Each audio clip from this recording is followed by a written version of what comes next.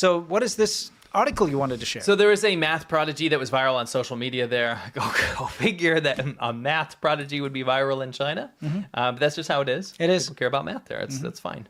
And it's good.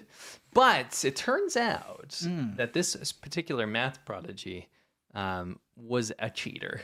A cheater pumpkin eater. I bet you that even though they cheated, their maths is so much better than the average person in the entire world. Oh, yeah. Yeah, they probably cheated by, like, I don't know, moving a decimal or something. Yeah, it could have been.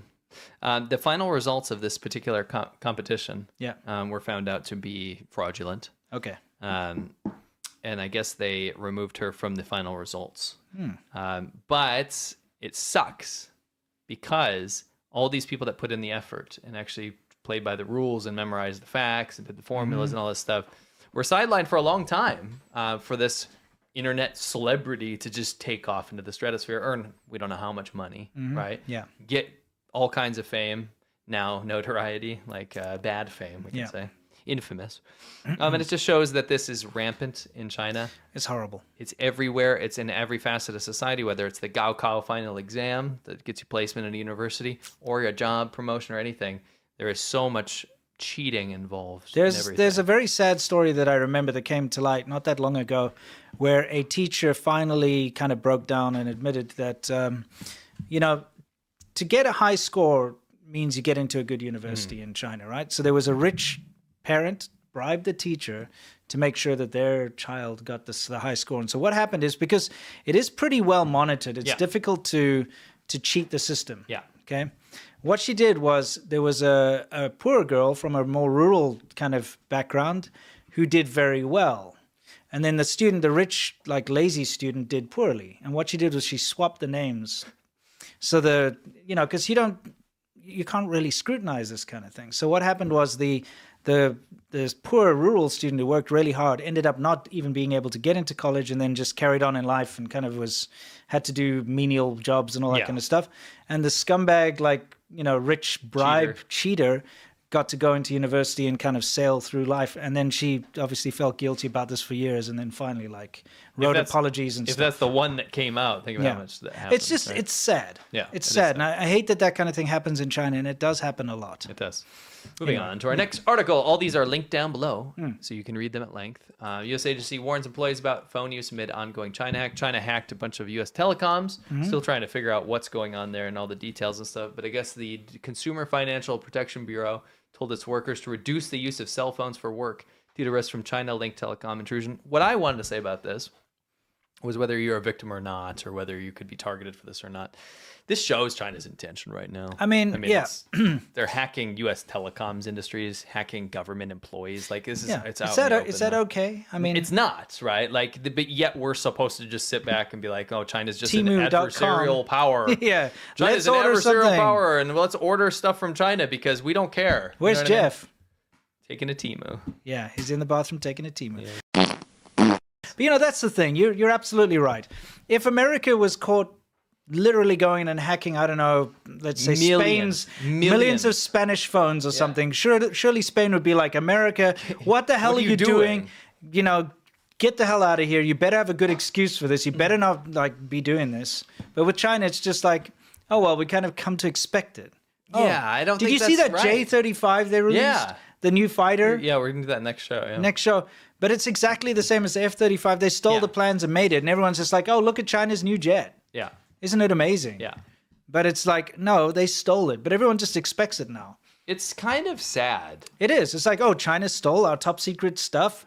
If I say China hacking, it's just like implied now. And it's like, no, that's not okay. Why is it okay? Why is it okay? Why is everybody just accepting it? How about China? No. You're not allowed to release that fighter sanctions, jet. Here's some How about that fighter jet that you just released, copyright strike? Copyright strike. You may not release it. Yes. Every time. Copyright strike the fighter jet. They should have royalties. You will pay us $1 billion for each one that you make. Yes. Anyway, let's move on. Read that one, though. It's very interesting. And it links to a bunch of things that have been happening. China's building new villages on its remote Himalayan border. Some appear to have crossed the line. China is doing the very definition of salami slicing, and the maps are actually fascinating. Go check out this article, because what China is doing is on its western border with Bhutan and India. In Bhutan in particular, Bhutan's been this very friendly country to everyone, right? They're kind of a hermit kingdom in a way, but they are very much like peaceful diplomat. They're very diplomatic, right? Yeah. And China goes, well, there's this tiny country on my border. What we're going to do is we're just going to start building villages like in its territory. Yeah. And then that becomes China. And they've been doing it. They literally have been doing it. And the citizens they're pushing people out there. Yeah. And they're saying, Chinese citizens, go here. We'll pay for everything. We'll pay for your house. We'll build these new buildings and stuff. You're going to go live in these remote mountain villages. It's like a colony. Together. It's like a colony. It's quite literally the definition of imperialism. Yes, it is. China's an imperialist power. Yeah, we'll build something in your country, and then we'll move some of our citizens there and say, Yes. this was ours all along. China is a neo-imperialist nation. Yeah. It's the neo-imperialist nation. Yep. The U.S. is not going to different territories right now and bussing out and shipping out a bunch of American citizens and saying, no, we own this part of your country now. Yeah. This They're is what not. China's doing. It's pretty crazy. They're actively like changing the map of the world. Yeah, it's insane. Anyway, you have anything else in our little pack here? I believe there's one more thing. Yeah, yes. China's gray zone offensive against Taiwan is backfiring. This is a really, really, really good foreign affairs article. Washington and Taipei must prepare for further escalation. It's about how China, what they've been doing effectively right now with sending all these planes and encircling and doing all these creepy tactics of like bombing runs and like showing that they're going to take back Taiwan. They thought, and this is what China's strategy, I think, has been, is that if you show the show of force to Taiwanese people, they will become more apathetic to wanting to become independent. Sure. But the thing, what China doesn't understand is they've convinced themselves of a boogeyman that doesn't exist, because Taiwan has never actually wanted to become independent, right? They want the de facto status quo, and that they're a country that can operate under the current rules. Yes. But China says, no, we'll take you back. You must be stopped. You are pro-independence. No one said that. Yeah. There's a very small minority of people that do that, right?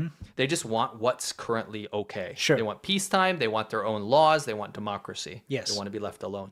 But when they do all these drills and they encircle them and do that heart around them, Yeah. that creepy, Like stalker. Yeah, behavior. Jenny's not your girlfriend, bro. Yeah. When Judy's not your Judy, girlfriend. yeah. When they do all this stuff, what it's done is that China had thought that pushes people into being more okay with the future reality that they must be unified. Yeah. That, well, it's going to happen anyway.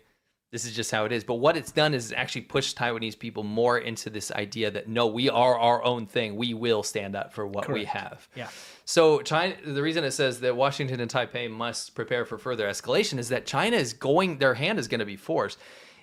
Taiwan's not going to just hand themselves over. They're not going to be like, you know what? All right, we've been threatened enough. We're just going to join up with you. Yeah.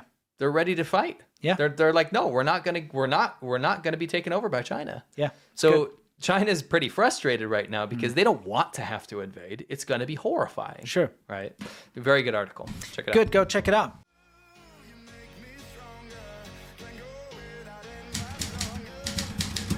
In case you didn't know what I'm supposed to be, I'm a last-minute hipster. I You look could like have- a fucking shamateur. You do.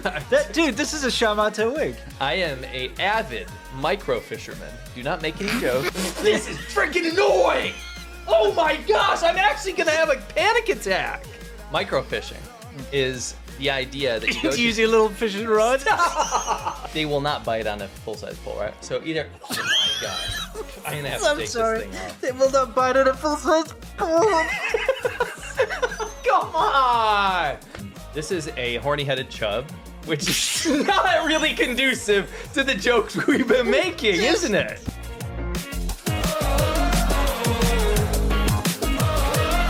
When I close my eyes, I can almost see it.